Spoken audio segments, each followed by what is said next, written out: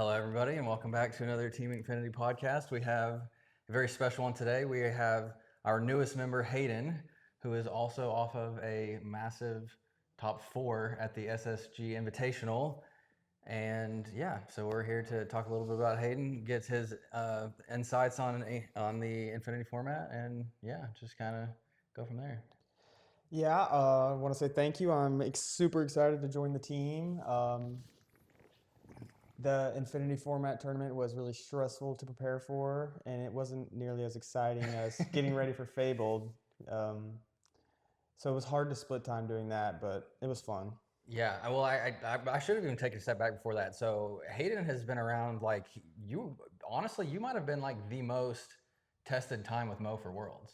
Like you Oh, were one of the like top three easily of like time spent with Mo, helping him prepare with everything that we were doing and talking through strategies and decks and everything. And so that's kind of where this whole thing started. And then we're like, yeah, why isn't he part of the team yet? And so we had to say, yo, officially, let's yeah. do it. And I really wanted that to get asked, and so I was trying Yeah. to prove myself. Oh, And you killed it. yeah. Yeah, I mean, I don't think you need anything to prove. We knew you were good. It was one of those things where we were like, oh, I don't want to rock the boat. Everything's focused on Mo. And then, anyways, yeah. So just tell us a little bit about yourself, like how you got into Lorcana, some of your TCG experience, history, and we'll go from there. Yeah, Hayden Burrow. My TCG background is Yu-Gi-Oh. I grew up playing Yu-Gi-Oh since I was 4 or 5 years old. Played that for a long time, and then a lot of my friends quit playing, and my best friend Matthew and his girlfriend Kristen, who Shout are out. also a part of Team Infinity, Shout out. yeah, they started playing Lorcana, and they suggested it to me that I would learn it, and I did, and I have fun playing every game, unlike the other card game. So I decided to try to start playing that. When did you start? Did you start in set 1? Did you No, start after that? the very end of set 3.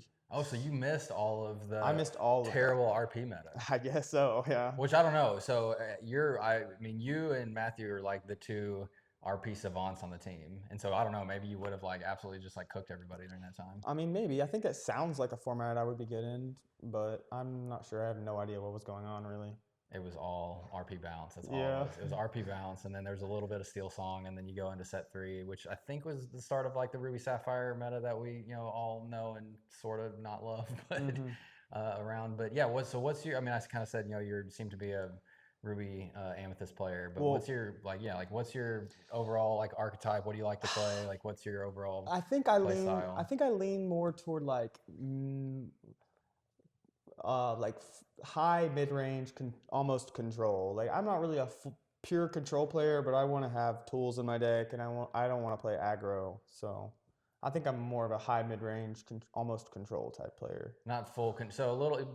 We'll say mid-rangey control then. Yeah, Which some from RP, I guess. Yeah, which what I know of you playing is definitely the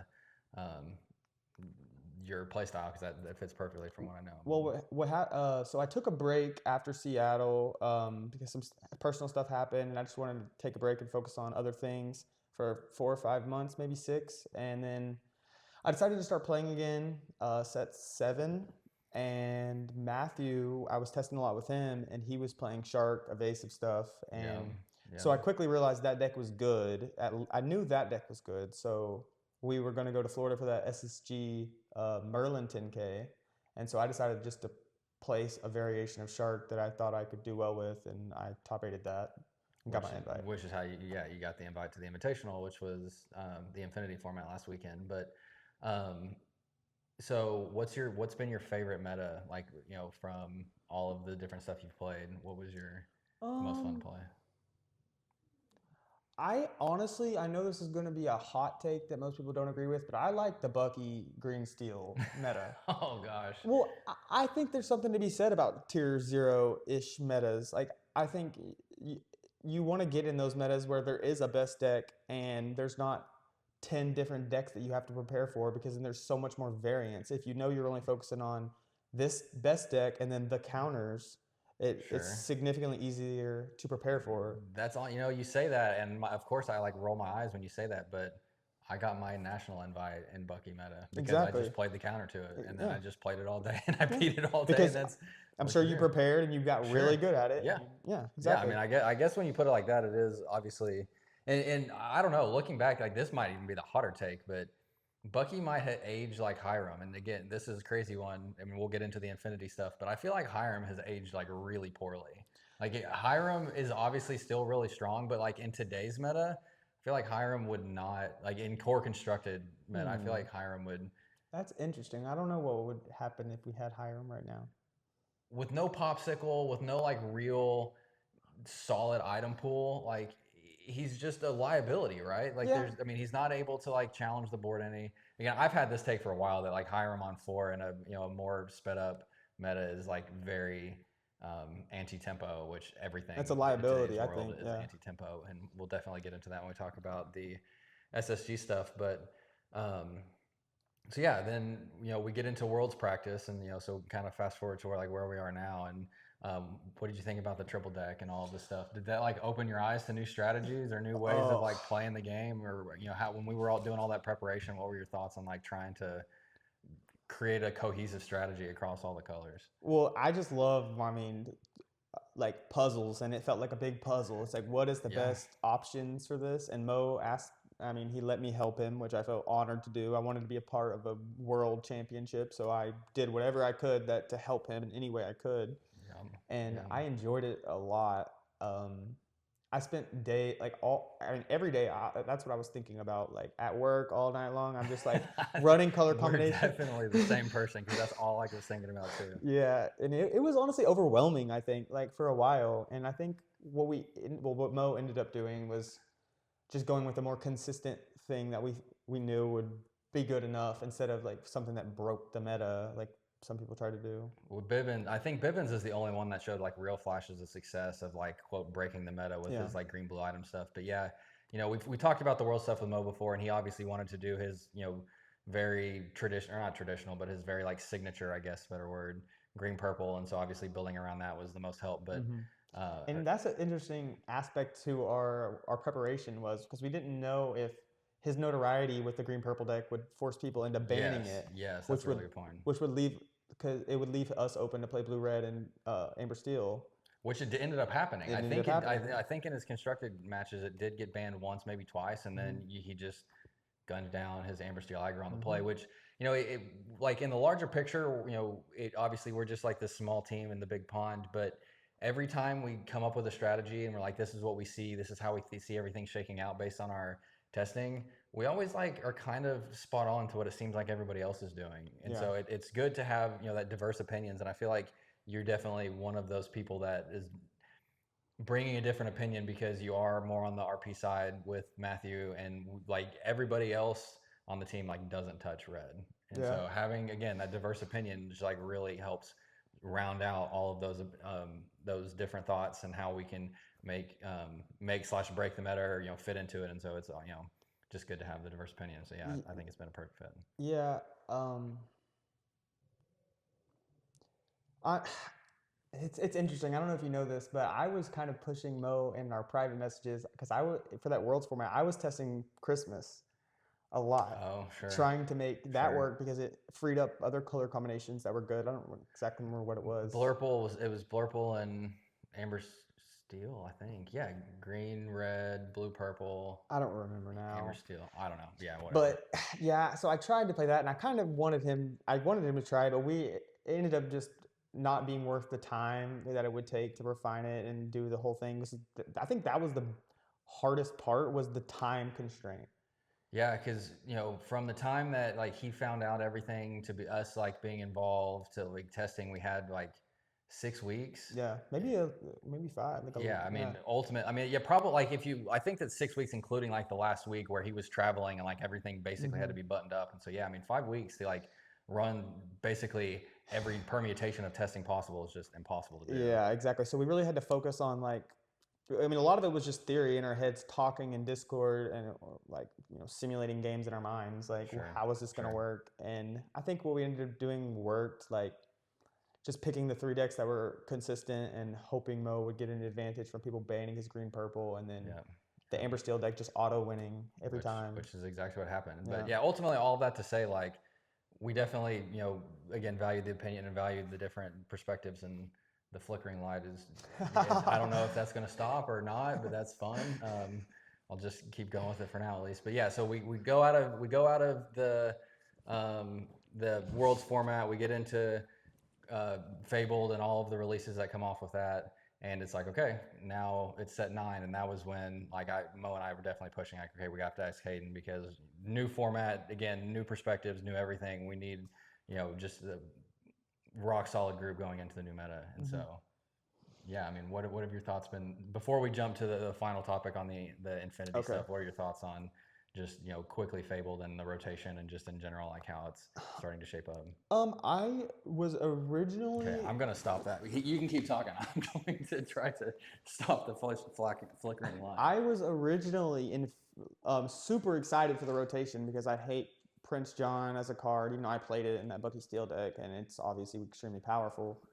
But I just I really hated set 8 meta. I thought it was. I did too. I'm with you on that. Almost impossible to build a deck that you felt like could beat everything because there was like 6 decks that were extremely powerful. And it was just so polarizing. It's either you like get gunned down or you just like there was no mid range of anything. Like there was no creativity. It was Cindy gunning down everything, or Sisu wiping the board with everything. So. And you couldn't really play anything. Like mid range was really difficult to play, I think, because you just have to be doing something.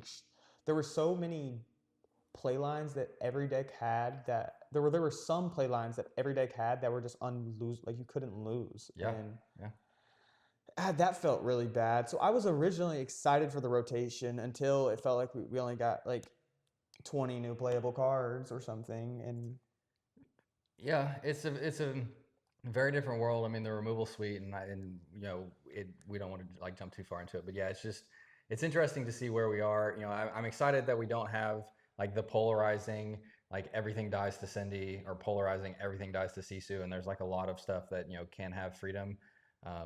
Unfortunately, I don't think there's enough resources, and so you have to play something that garners some sort of resources, which is very limiting in today's pool, which is why I think there's a few things that are shining. But it's interesting to just see rotation in general. Are you for like just the overall like roadmap that they've done, where every year they drop off the 4 sets? Do you like that process of like keeping it fresh? I think I like it in the concept. I'm not really sure how the next set. I don't know if they've announced the numbers that we're getting, like reprints for the next set, or if we're not getting reprints. No, we obviously have like a very few amount of like box art that people have like enhance on like what's coming. But aside from that, I don't think we know that much. Because it's I mean, I imagine probably in the after Milwaukee-ish range in the next month we'll start getting leaks. Spoilers, whatever you're gonna call it.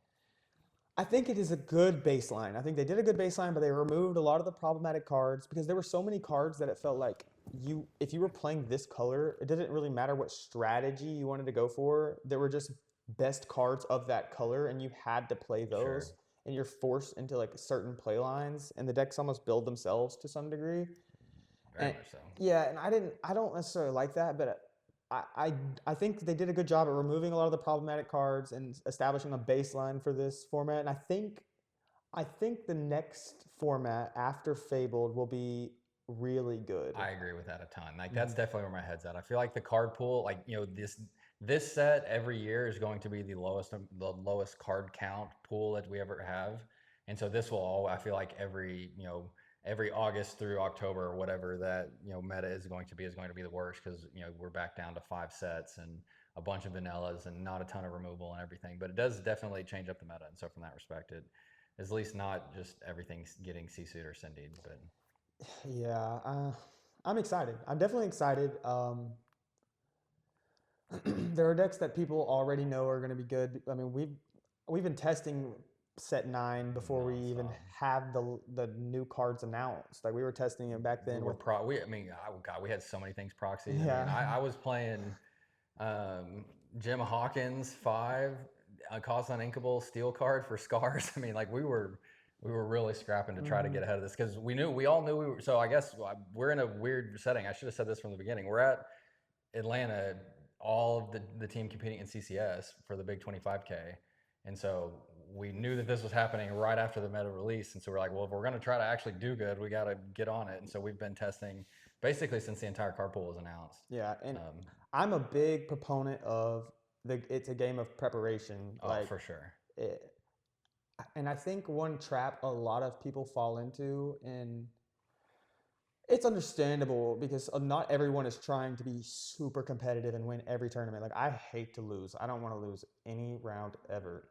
Same. Not at the kitchen table, not anywhere. I don't want to lose. So I'm practicing a lot, and it irks me how often people tend to focus so much more on their deck lists and the cards they choose rather than the plays in the games and in the matchups that actually make the difference and are the winning plays that win them the games. They're just so focused on, oh, should I play this fourth copy of this or should I play the third copy of this? It doesn't matter. If you know how to play your deck well, it's only going to be the difference when you're playing against someone extremely good at the same level as you, where the most minute details matter.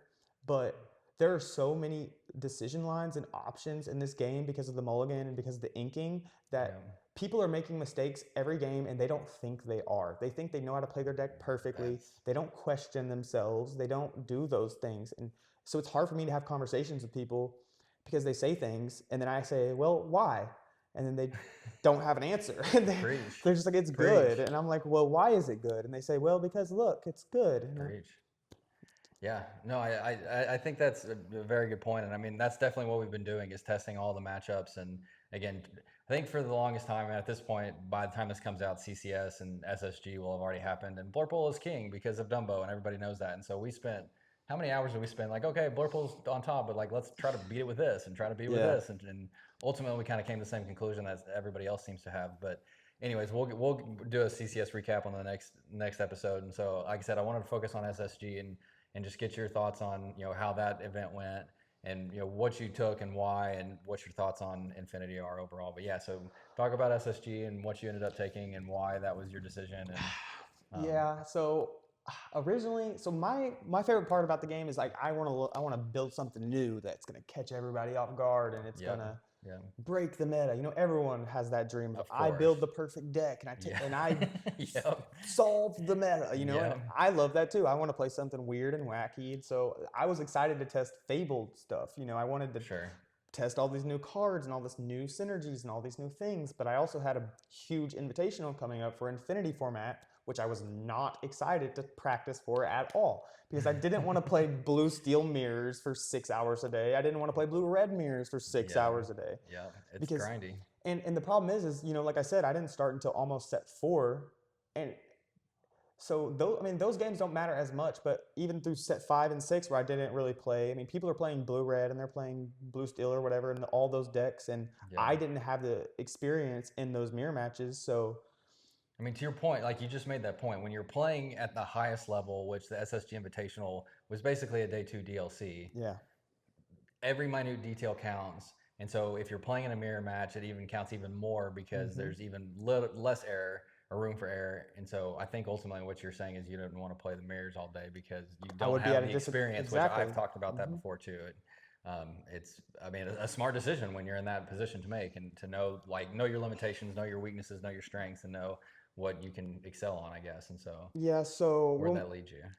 I think I forced Matthew into playing with us or practicing with me in Infinity. No one really, everyone offered to do it, but I could tell no one really wanted to. Like no, everyone wanted to play Fabled, and I didn't even really want to test. I was gonna say, I think ultimately we every time we ask, it's like Mo asks every night, it's like I'll play blue red items against you because he calls himself I don't know, that he's turned to the dark side I and know. loves blue red items now. But yeah, I mean, to your point, like nobody wanted to like go back to Sisu stuff, and so hmm I mean, yeah, I mean, I guess I get that, but And no one wants to do a math equations all night long playing blue steel mirrors where they just sure, so me and Matthew started. I forced Matthew into playing some with me, and we tested a lot of blue steel and blue red, and then just the stuff that we knew would be good and would be there.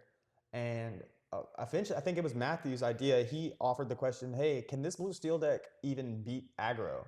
And we should probably see if it can beat aggro. And so, we did. We built just an amber steel aggro deck, and we found that they need several cards. They need to open pretty well to stop a. They have to open Bell and they have to open Song and they have to open several pieces in order to stop you from just winning the game on turn 5 or 6. Sure. And so like they don't do it very often at all. It was very difficult, and we also assumed that people would be teching their decks out to beat the blue-red deck or beat the blue-steel mirror match. And if you're doing that, it's very difficult to also put cards in your deck to beat the aggro deck. So Yep. that was kind of the baseline. And we also assumed, everyone loves Hiram. Like they want to play Hiram one more Everybody time. wants to go back to Hiram. That's Everybody right. wants to play Hiram. They want to draw cards and draw and draw and draw. And so we just wanted to punish them for that and not let that happen. And that's why we ended up playing the Amber Steel aggro deck. Or I did, but me and Matthew built it. Yeah, and it went relatively well, I would say. So you lost around. I mean, you lost in round 1, though, right? I lost round 1 to Blue Red. I don't remember the guy's name, but he was an extremely nice guy, and his deck I think was the best deck I played in Swiss.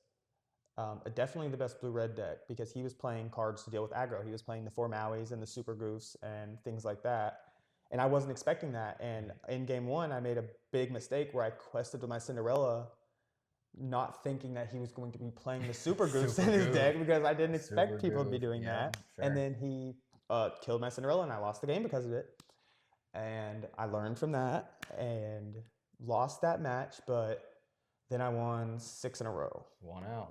Yeah. Ran the gauntlet and then made it into the top 4, which is, I mean, it just, I mean, we've said this and we've been at CCS talking about it too, but just like the cheering aspect of it and like watching you on stream, which is, God, it's just so fun because, I mean, I just love hyping up your teammates and everything, but. Me too. It's my favorite because I can't lose. Like, I mean, I'm not losing myself, so it's not as hard. Sure. I get all the joy from my teammates winning, but I don't hate myself inside. So you assumed, I mean, I guess we talked about it a little bit, but we kind of assumed that there would just be a massive Hiram wave. And so is that did you go into the meta with the assumptions being correct, or were there things that weren't expected? And they were not necessarily like what your matchups were, but just in general, was like the overall room the way that you expected it to be? No, I think actually there was more Amber Steel than I expected.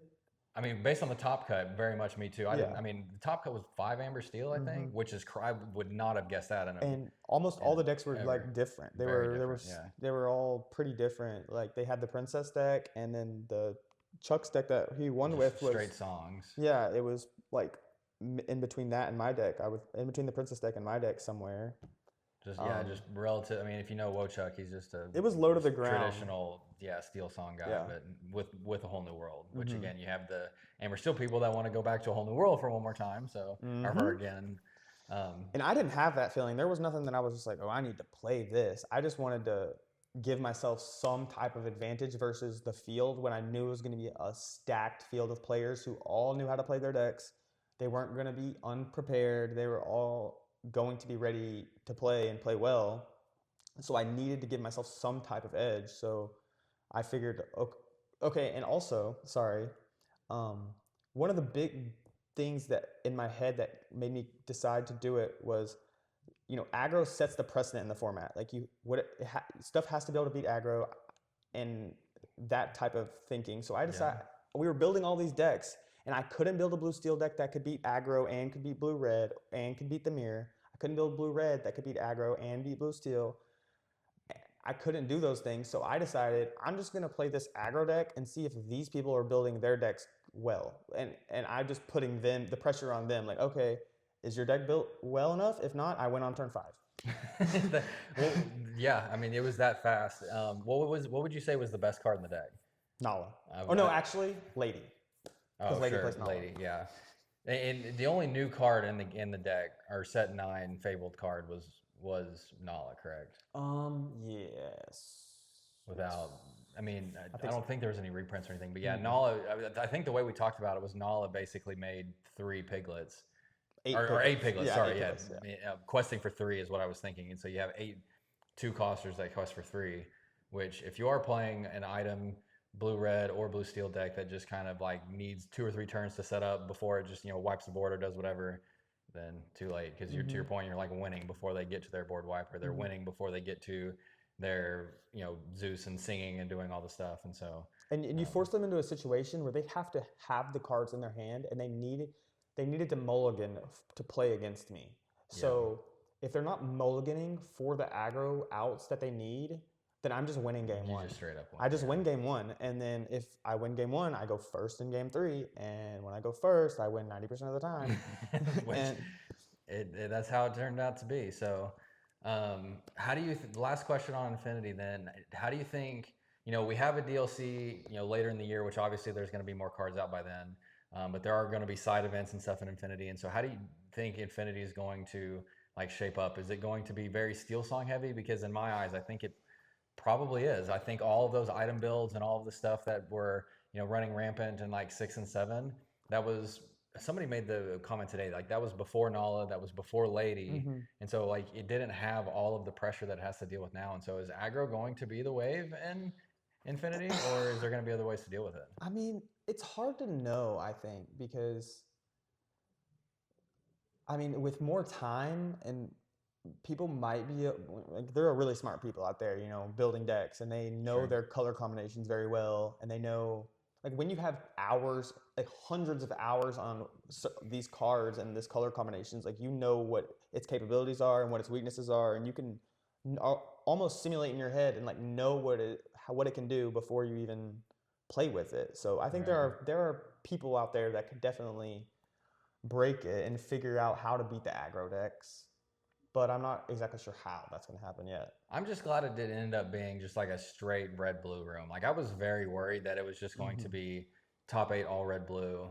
And I think aggro, to your point, is like set the pace and very much punished all of the people just assuming that would be the best with Hiram. Because if you have a Daisy, a Nala, and then a Lady into a Dock or something on the board and they play Hiram on 3, it's like, okay, you've done nothing to even remotely challenge me at this point. So really, they needed to have the 3-cost Sisu and then the big Sisu, and they have to Yeah. have it on curve. Like you Yeah. can't have it any later than turn 5. You have to play the Sisu. You have to ramp, play the Sisu, shift the big Sisu, and then you can beat me. Like and then you can win. Sure. But you have to mulligan for those and have them in your opening hand, and then have enough ink too, because you have to ramp to it. You have to do all those things. The resources, exactly. it's so stressful. And to you get only through all have 4 turns, or the game ends. Especially when I go first, you have 5, I guess, when we're going second. But I think it was very difficult because in game 1, they never mulligan that way because the deck has to draw. It wants Popsicle and it wants the Heroes and it wants the ramp, that. and Right. so the combinations of cards that they would have in their hand just never added up to be able to win.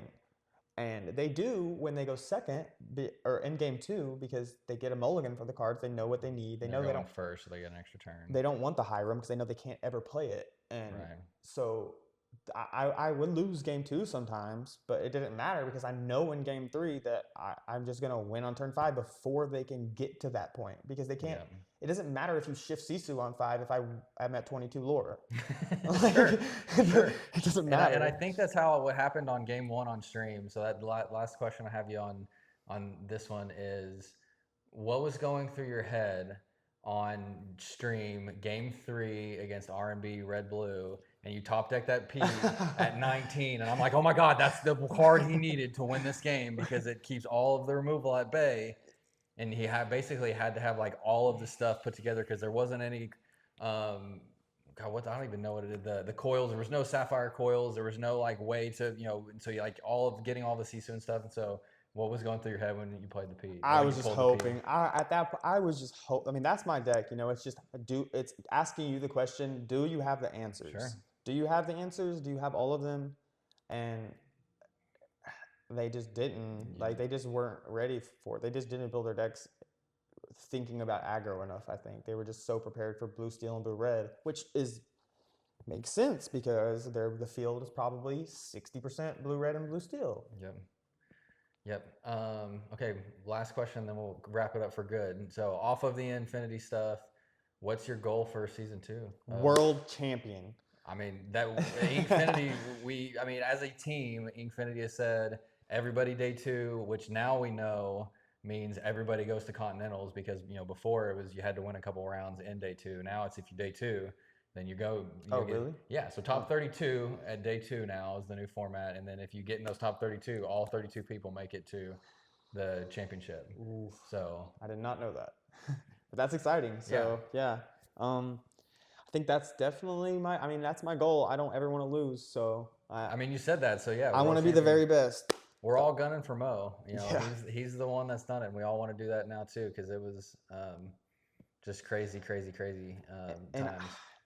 and it's almost, I push myself really hard. Like, You're the biggest grinder. Sorry to cut you off. Hayden is definitely the biggest. Like there are definitely times where I've thought I've been the biggest grinder. Hayden is 100% the biggest grinder on the team, and hands down, no matter well, what. it's because I've had so many times where I've gotten ninth and I've missed top eights and Yu-Gi-Oh and Lorcana, and I was just, this close from topping that tournament. Like, and Fort Worth, I started 4-0 and then went 1-1 4 rounds in a row and like didn't make it. And Yeah, I always have this feeling of, wow, Hayden, remember that time when you were scrolling on your phone for 3 hours instead of practicing? I do say that to myself too, Like, all the are you time. glad you did that now, or like, would you rather have played 7 more matches and like learned Listen something? to this guy. I mean, And, it's the truth. If you want to get better, it's very much about putting the time in. yeah. I don't have the TCG history. I've talked about that a bunch. I don't know if we've talked about it before, but this is my first game, and so like I feel like I have to do that too. Like if I want to be as good as these people that have 20 years experience, like I got to know the lines, I got to know the decks, I got to know the matchups, I got to know the cards, I got to know like the outs and all that stuff, or you'll just never win. Yeah, I mean, it's a game of preparation, like we said, and Yeah, I think that, it's a game of variance, and you're trying to remove the variance as much as you possibly can, and find. I think one of the most important things about these games is figuring out which point in the game was the turning point. Like, yeah, obviously yeah, it all matters, but like, what 2 or 3 interactions actually were the important ones? Like, which ones actually yeah, flip the switch and win the match? And then you yeah, focus on those and you try to ensure that you're winning those interactions each time. And these sure, other things that are more insignificant, they don't matter in the long run if you're doing the things that actually win you the match. And those are yeah. hard to identify, but if you play 700 games, you will do it. And before the SSG Merlin 10K, I probably played like 1,500 games in like Whew. 3 weeks or a month or Whew. something. I mean there's some solid advice. If you're listening, you want to get better. That's incredible advice for sure because I don't know if it's great preparation. advice. No, I mean, but just preparation in general. And I think people always, or not always, but there are definitely times where people can get in the mindset of like, oh, I just didn't have it, or oh, my Hmm. opponents had better cards, or oh, they just drew better, or oh, I didn't, get the outs that I needed. But that's not always going to happen. Like, there's definitely variance. But to your point, like understanding those key turning points is what makes good players and great players. And so, like, once you put in the reps and you start to see the patterns and you start to understand the matchups, that's where like it'll click, and you're like, oh, these are the important decisions throughout the match that do turn the tide that I need to make sure I'm either, pushing on my opponent or not falling into when I'm on the other side of it. So, Yeah, and it's hard for me because I work, I work night shift. I work 10 p.m. to 7 a.m. every, Monday through Friday. yeah, So what I have to do if I want to test with people is I wake up. I have a schedule. I wake up at like 4 p.m., 3:30 to 4:30, depending on what time I go to sleep. I'll wake up, do some stuff around the house, and then play for 5 hours before I go to work. yeah. I mean, it's crazy because like we'll practice as a team, like 6-ish, 7-ish sometimes, and then like you'll just practice, like you'll practice, and then be like, all right, I'm hopping off, I'm going to work, Yeah, and then and I then go to work and I work for 8 hours. I get home, I'll eat, and I'll put some laundry in, and then I'll practice for two and a yeah. half hours until 9:30, and then I go He's to not sleep. kidding. He's not kidding. Like I said, hey, we got the grinder here for us. But yeah, so next stop we'll see you is going to be DLC Bologna because you, Yes. me, and Matthew, we said a couple episodes ago, you'll see Inkfinity at all of the DLCs that are Hmm. coming up, and the three of us are going. And so hopefully we can have a couple tops there. I'm super excited. I am ready to practice. Get some promos, get some day twos, get Uh-huh. some EU Continental invites, which would be crazy. And, Have to go back to Europe for the European Championships. Would oh, be that would be big. Be awesome. big. And another thing about the practice thing, I think people take it for granted and they think, going to locals 1 time a week or twice a week and, playing a game of I used to Lorcanito. think that. I used to think that. And everyone can't play, like I can't. I don't have kids, I don't have like that many responsibilities that I have to take care of other than taking care of myself and my cat. So, Sure. and this is what I want to do. This is what Yeah. I'm passionate about. So this is what Yeah. I want to do my best. Yeah. And if you just think about the math, like in a week, if I play 250 games and you played 10, like who is going to win? You know what I mean? 9 times out of 10. And that then one's when right you one. compound it over 2 months, and I've now played 2,500 games and you've played 50, who is going to win? You know? And especially in a new meta. I mean, again, wrapping this back to core constructed, everybody is on a blank slate now.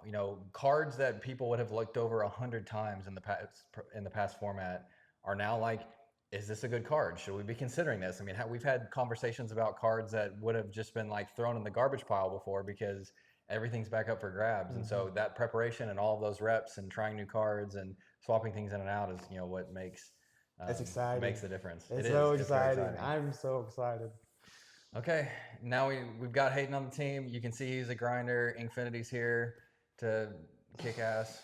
I think that's probably the worst word I've ever said on the podcast, but it's fine. We're going to take names. We're coming for season 2, and Hayden's a big part of the behind it. So thanks everyone for listening, and we're coming back. We're going to go. I think some of the times people know behind the scenes, but we're literally going. We have the rest of the team that's with us at CCS here, and we're going to go record another episode talking about CCS Day 1 recap. And so stay tuned for that one, and we'll catch you guys next time. Bye, guys. Okay. That was awesome. It was fun. Hooray.